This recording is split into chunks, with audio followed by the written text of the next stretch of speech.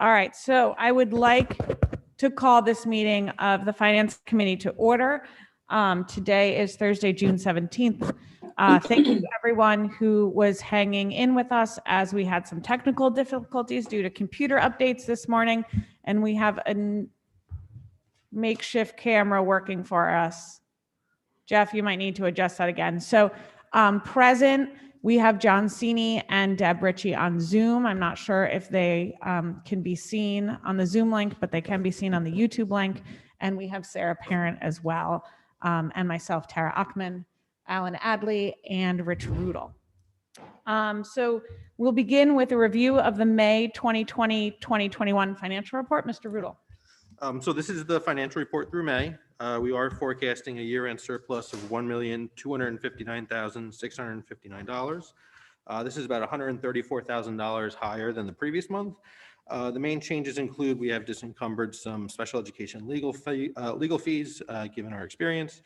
Health insurance is about $40,000 better than the previous month, and that really is a product of less longevity payments anticipated, as well as dental insurance. We have disencumbered some additional district legal fees for about $19,000. Purchase orders are pretty much cut off at this point for the year, and so some supplies, materials, travel, dues, and fees have accumulated to about $17,000.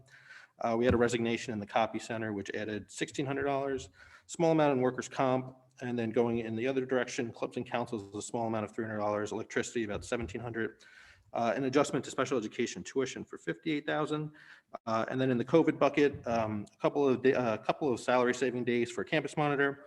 The contracted cleaning on the weekends did end officially mid-May, so a little bit more there. And then we had a resignation of one of our LPNs late in April that won't be filled, and that $35,000 represents savings for the rest of the year. The breakdown between the ERCs, general education RCs make up about $423,000. Special education RCs make up $750,000, with about half of that being the additional excess cost funds. And then reopening expenditures, a positive $85,000, getting you to that $1.259 million. Going through the individual RCs, the only change at the high school is the textbooks, materials, periodicals, totaling about $451.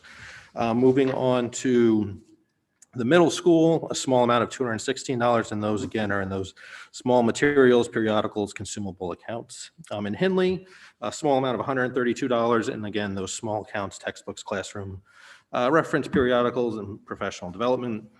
Homes, 1,182 is new, and again, those are in those small accounts, textbooks, classroom reference periodicals. In Ox Ridge, the only new item is the $671 to the positive of textbooks, classroom reference periodicals, and PD. Moving to Royal, again, similar accounts, $1,012 in textbooks, classroom reference periodicals, and PD. Tokenique, the same, but only $78. RC 11, small amount of savings in teaching supplies, consultants for about $368. In RC 13, similar, those small accounts, classroom reference, professional development, dues, and fees, about $366. RC 14, again, some of those smaller accounts for $438. RC 15, what I flagged earlier in terms of the resignation of an individual in the copy center for $1,600. RC 16, we have increased the available balance in the legal fee account to be $79,241. While this is the May report, we do have 2 months of legal fees to process. So if those continue to trend lower, that could potentially increase favorable balance there. RC 17 health, some of those smaller accounts like travel and professional development, $717. In RC 19, local travel is showing a savings of about $3,200, and this is just due to less itinerant travel. In RC 21, again, some of those smaller accounts, sessions, periodicals, resource materials totaling $8,700. In Tech Ed, RC 22, it's again some of those smaller accounts like periodicals saving about $150. Going into RC 24, special education, as I mentioned earlier, we are forecasting a lower than budget legal fee account by about $47,000. And then some of those smaller accounts like professional development, local travel, dues and fees, $1,900. We did make an adjustment to tuition public schools. That decreased, but is still a positive of about 42,000.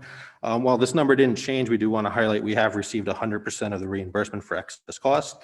We did receive $2,695,922, which is $374,000 above budget and reflects a reimbursement rate of 80.31%, which would be one of the higher reimbursement rates in many years.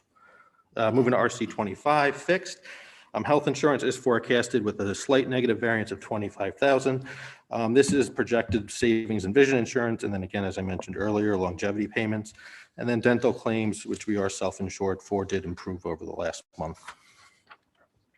And then RC 28, the COVID account, as I mentioned, we did have a resignation in the contracted LPN account, and so we are not planning to fill that, and that is a balance of 35,000.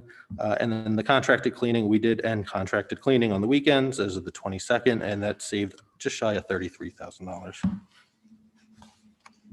Okay, I have lots of questions, so I'm going to open it up to you guys first.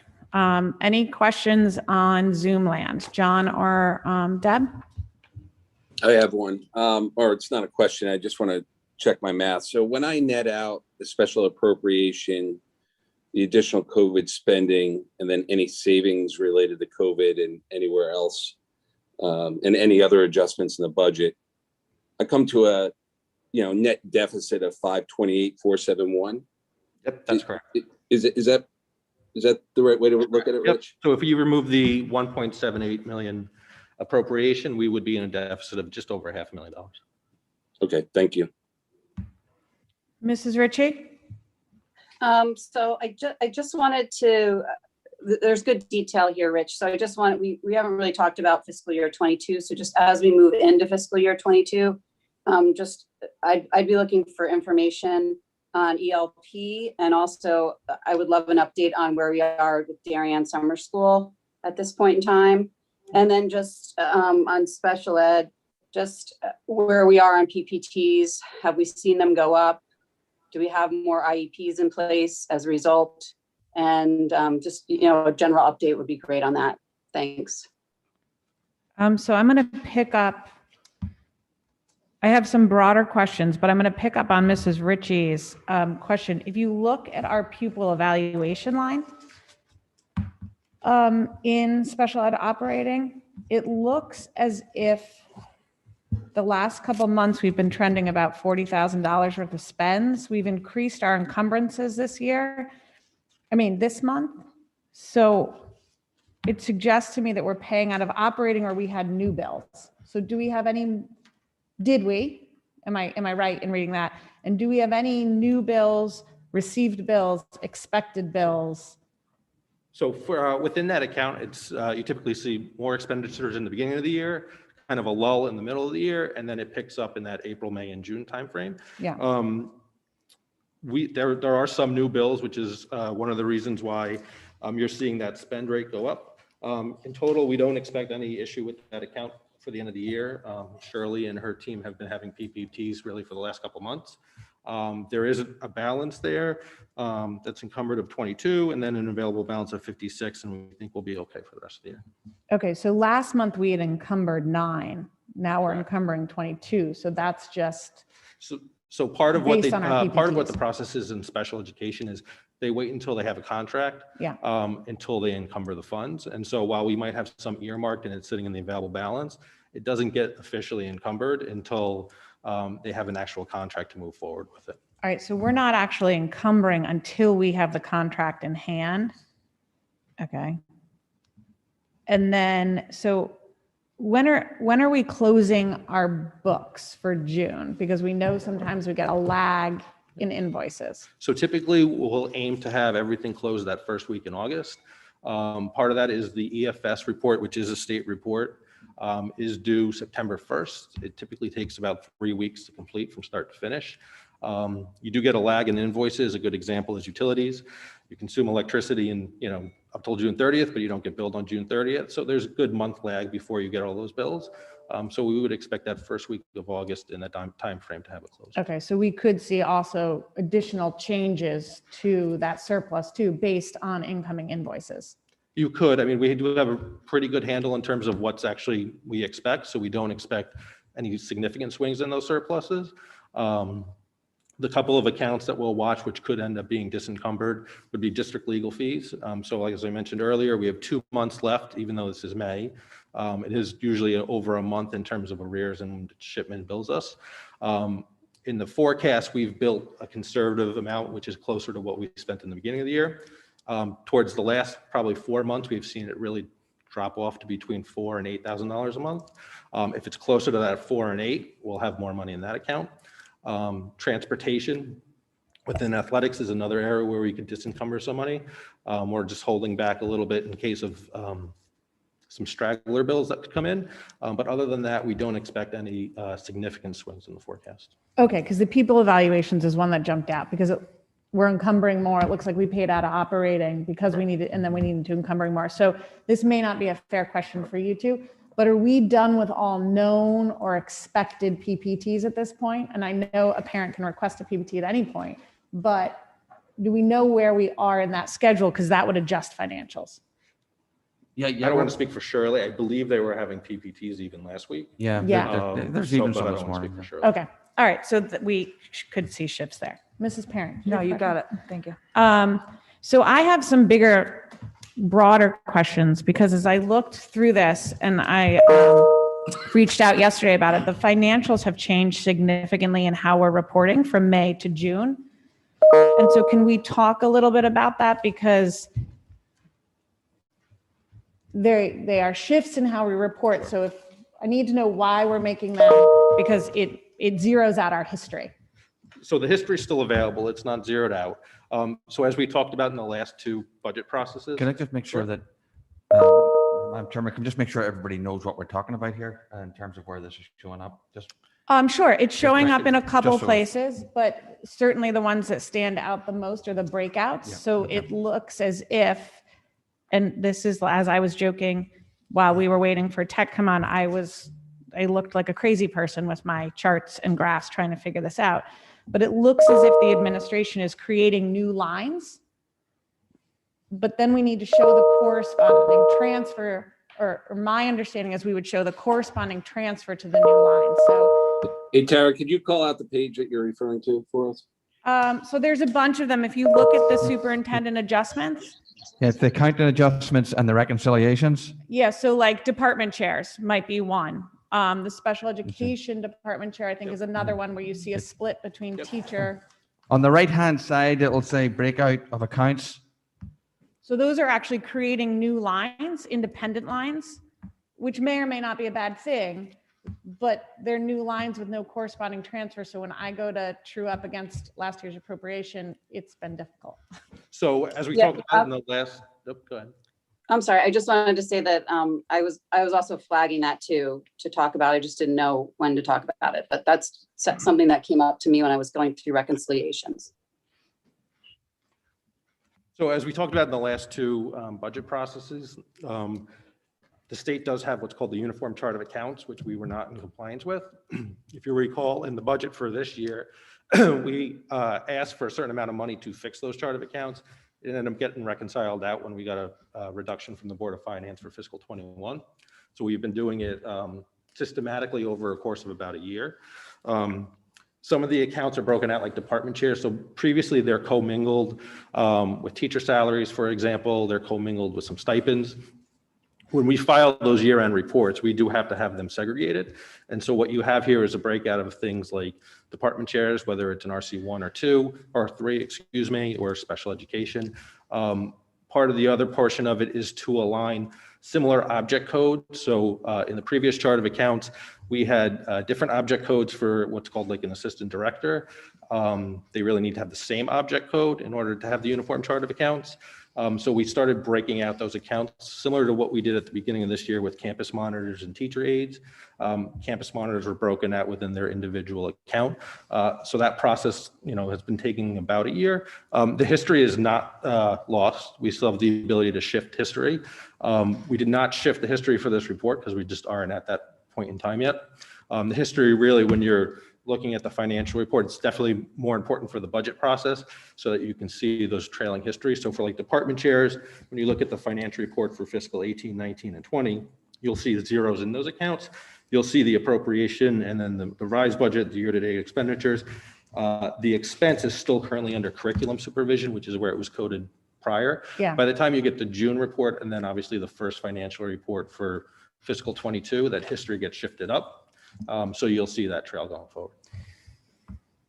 Okay, so my feeling on this is it makes it very difficult for the board to follow. And since we don't do the state chart of accounts, we do the budget. I think that we probably need a discussion, whether that happens here at the committee level, we can talk to the chair, whether that's at the full board, but it took hours of work to try to figure this out and it wasn't flagged anywhere. So I understand if you have a compliance issue, and I'm not saying it's the wrong way to do it by any means, but I'm saying for the board and for how I think in terms of transparency, how the Board of Finance actually sees our budget, how the RTM sees our budget, they're also not going to be able to track it without really a full, robust conversation about it and or at a minimum, a flagging of what's going to happen and a reconciliation to truing up to our appropriation last year. So the state might require it one way and the town has looked at it another way, and maybe we need to marry those two. But this took hours of work and I don't know that everyone would have caught it unless they were looking for it. So I think we have to reconcile that somehow. Or at least we need to make public that this is what's going on. So when someone goes back to look for X, they know what they're looking at. So I think from me here, a little notation in the memorandum, just to flag that the breakout sessions were there and what they're meant would have been, well, it certainly would have been helpful to you in terms of as you're looking at them preparing for today's meeting. Well, my other concern, and sorry, Mr. Sini, I saw your hand. I'll get to you in 1 second. My other concern would be if the transfers don't show, how are we tracking the change? Well, they show in the adjustments that were included in the packet. Yeah, but they don't show in the budget. So when we would literally have to go through all of your superintendent adjustments, put them into the budget.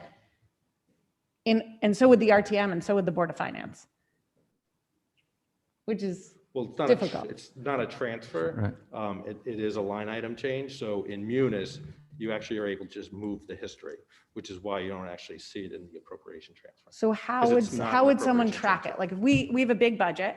So if someone wanted to track our budget, and people often talk about transfer, how would someone track a change like that? It would be in the May accounting adjustments. Okay, that's very difficult for an RTM member, a Board of Finance member. Mr. Sini. Yeah, I mean, you're making a lot of assumptions here, I think, about what we do and don't understand. I think, Rich, thank you thanks for asking the question and clarifying it. But let me just follow up. I mean, you said it's going to be pretty clear in the next financial reporting, right, Rich? Or did I mishear you?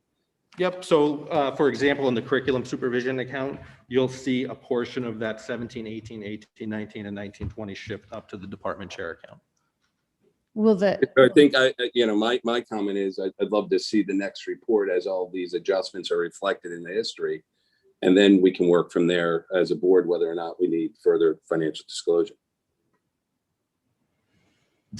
So I feel a little differently about it, in the sense that I think that if we're going to make changes like this, and big changes like this, that it should be flagged. I think that it will show, but as Mr. Rudel has said, you will need to go back to the May report, whoever you are, to go back. I think it should true up against our appropriation.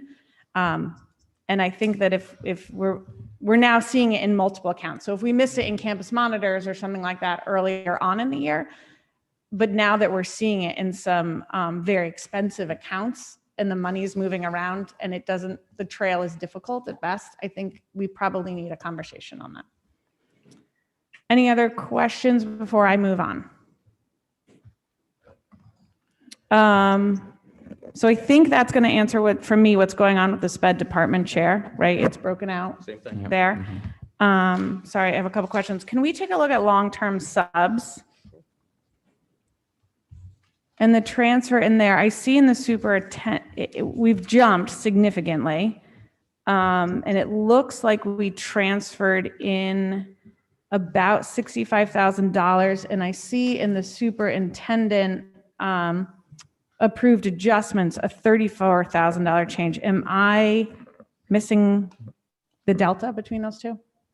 You should not be. I think we also did one in the previous month that would be there. I mean, one of the reasons you're seeing adjustments into the long-term sub account, you have two different types of long-term subs. You have a long-term sub who's getting paid while the person they're covering for is also getting paid, which is why you have that established budget of 475. And then you have instances in which a long-term sub is getting paid, but the person they're covering for is not getting paid. And then funds have to be moved out of those accounts into the long-term sub account. It's really an accounting adjustment to reflect the long-term sub in the long-term sub account. Okay, so there's a corresponding 90, or I don't know if it's corresponding, $93,000 in special education teacher savings. Is that offset by a long-term sub bill, or is that just a pure savings? That's a pure savings. That's a pure, so that's a position we have not replaced, Correct. and we're still covering services. Yes. That's not Rich's. That's yours. Rich isn't responsible for that one. Yes. Okay, so we're running this year at about $900,000 in long-term subs. Yes. A significant portion of that is you did have a number of teachers who took leave of absences due to concerns of COVID. Yeah. Okay, anyone else with questions? I do, Tara. It's a Mrs. minor thing. Yeah, sorry. I don't know. I guess you can't see me, but I just wanted to talk about Epi Pens and I happen to be a parent of a child with an allergy. So are we purchasing them now? It seems like a strange time of year. They do have expiration dates. So I'm just wondering, what was that movement about? And when do we usually acquire them? Sure. There was additional Epi Pens purchase recommended by Alicia so that we would have some on hand for ESY. Okay, so those are just specifically for ESY. Yes. And I'm just curious about the cost. Are we paying full cost for those Epi Pens? That I would have to check into. Yeah, I mean, I would think as a school district, there'd be some sort of discount. Epi Pens are extremely expensive, so I just wanted to flag that. Thanks. Anyone else?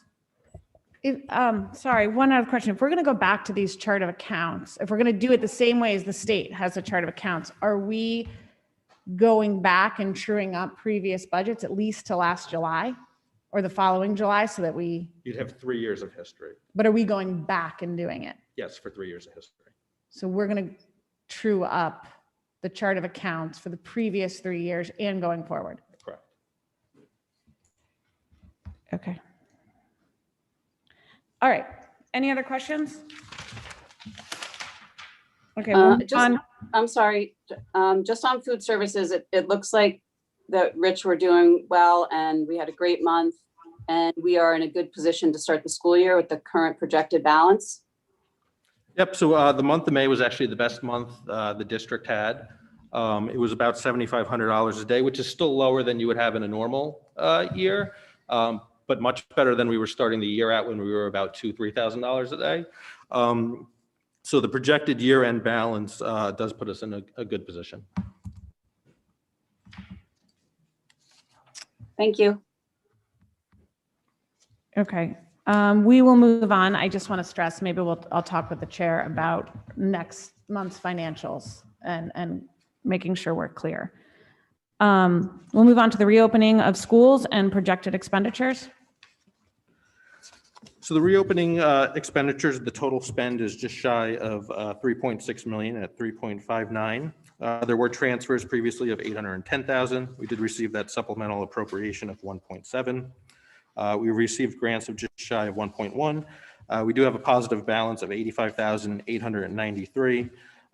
Those areas of savings are primarily some savings in the part-time custodians, the LPN that I mentioned earlier, some savings in lunch monitors from remote days that we've had throughout the year. And then again, with the cancellation of the weekend contract. Questions? Just a a request, just as we now close out, I guess we'll get a final report at some point on fiscal year 21, but as we move into fiscal year 22, I do appreciate the detailed reporting. So I hope that we can continue, especially as we're looking for this new grant and how we're going to spend that money. So Rich, kudos to you. Great job. And I hope as we continue into fiscal year 22, we continue with that same detailed reporting. It's very helpful. Thank you. Well, we'll have to do that anyway in Yeah. terms of if we identify any COVID expenses. And so, sorry, this will lead into our opening COVID and next year. When we passed the budget for next year, we did it in our prior way.